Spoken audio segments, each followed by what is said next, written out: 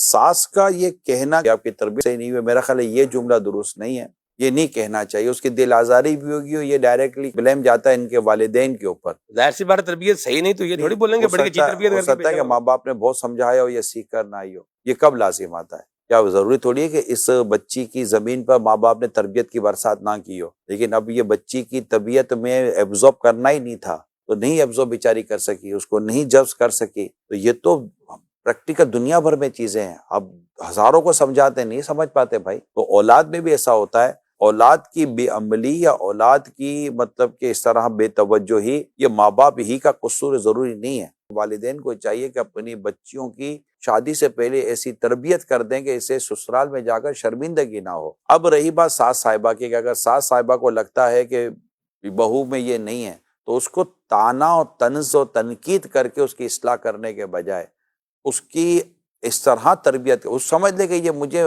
ایک آئی ہے تو یہ بیچاری مطلب کہ کوڑی آئی ہے، اتنی اس کی تربیت نہیں ہوئی ہے، یا تربیت ہوئی ہوگی تو اس نے لیا نہیں ہے. تو اس کو پیار اور محبت سے بھی تو سمجھایا جا سکتا ہے. پھر الگ سے بیٹے کو بھی کہا جا سکتا ہے کہ بیٹا یہ نہیں کہنا کہ میں نے کہا ہے. تھوڑی سی بہو کی جو نا اس طرح آپ ڈانٹ کر نہیں، آہستہ آہستہ اس کو ایڈجسٹ کرے اپنے گھر کے ماحول میں.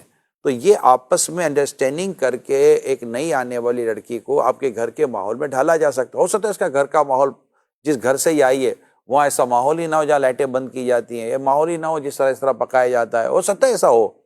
لیکن اب آپ چاہتی ہیں کہ یہ بہو اب میری جو آئی ہے ہمارے گھر کے ان ماحول ان اصولوں کو یہ ایڈاپٹ کر لے جو ہمارے گھر کے اصول ہے، تو اس کو طنز کر کے طعنہ کر کے تو پھر وہ نہیں کرے، وہ چڑ جائے گی، اس کو غصہ آ جائے گا. وہ بھی انسان ہی ہے نا، کوئی مطلب کہ پتھر کی تو ہے ہی نہیں. تو اس کو عموماً ہمارے یہاں کہتے ہیں کہ گلاس سے پانی بھرنے سے پہلے اگر اس میں سوراخ کر دیا جائے تو پھر اس میں پانی کہاں سے جائے گا.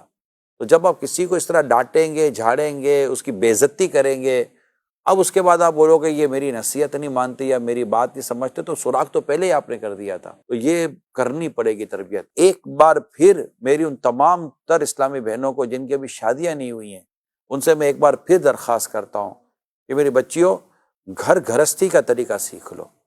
اور آپ کی امی کو یہ چاہیے کہ وہ آپ کو یہ سکھائے، اور آپ کے ابو کو بھی چاہیے کہ وہ آپ کو حسب حال آپ کی چیزوں کی تربیت کرے، تاکہ آپ وہ چیزیں کر سکے سسرال میں جا کر جو وہاں کی ڈیمانڈ اور ریکوائرمنٹ ہے. خدا نہ خواستہ بہت زیادہ شرمندگی نہ ہو جائے.